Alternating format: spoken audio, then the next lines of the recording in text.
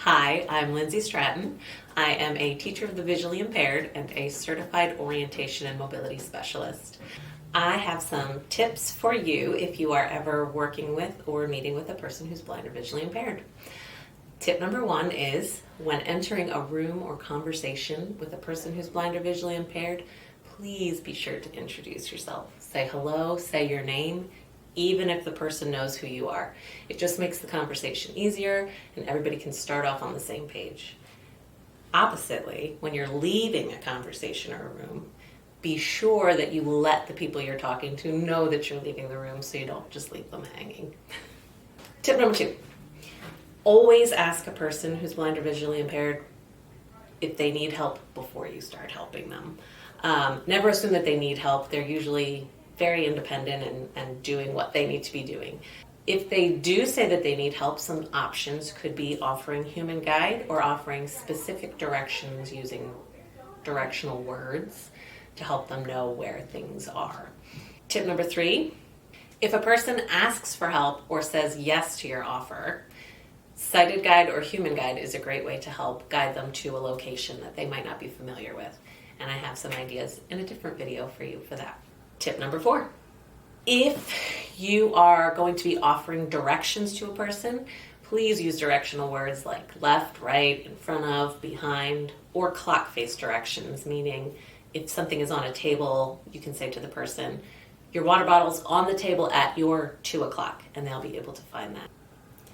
Tip number five, when you meet a person who is blind or visually impaired and they are currently with a guide or have a guide dog, please be sure to speak directly to the person. Don't just talk to the guide and assume that they can't answer for themselves. And also, don't pet the guide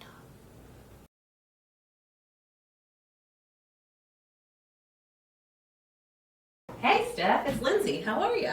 I'm doing well. How are you? Pretty good. What's going on? Not much.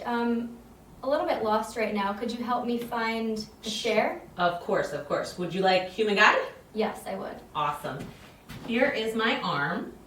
Awesome. I'm gonna take you over here. There's a chair to your right-hand side, and I'm gonna put my hand on it so you can find it yourself. Beautiful. Can I help you with anything else?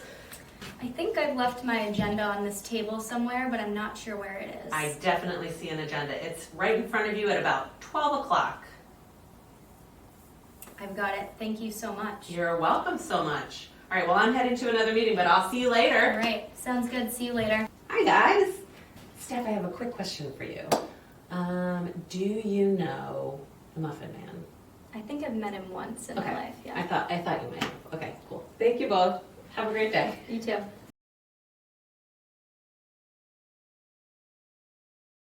As promised, here are some of our sighted guide tips. So when offering sighted guide or human guide to a person who's blind or visually impaired, ask them first, Steph, would it be all right if I gave you human guide? Yes, of course. Perfect. She said yes. I would say, here's my arm, and you can gently touch their arm with the back of your hand or let them know where your arm is. She'll hold on to my arm. As we're traveling through space, I would give information to Steph about what's happening around us, what's in the environment around us. For example, I'd say, hey Steph, we're in the conference room right now. There's a conference table to your right. If we were to walk forward, we'd exit the door into the hallway. And to our left, there's another door that leads into the kitchen. And then last, don't leave a person that you're guiding in the middle of an open space because that doesn't give them any information about where they are in the space. So it's best to say, hey Steph, I have to step away for a second, but I'm going to leave you right here next to this wall. And if you were to walk straight ahead, you'd find the exit. And again, the conference table is to your right. So if you need to square off with this wall, you can get to where you're going. And then again, if you're leaving and you're not coming back, be sure to tell them that you're heading out and let them know. Don't just leave. Steph, I've got to go, but I will see you later. Sounds good. See you later. Awesome. Bye.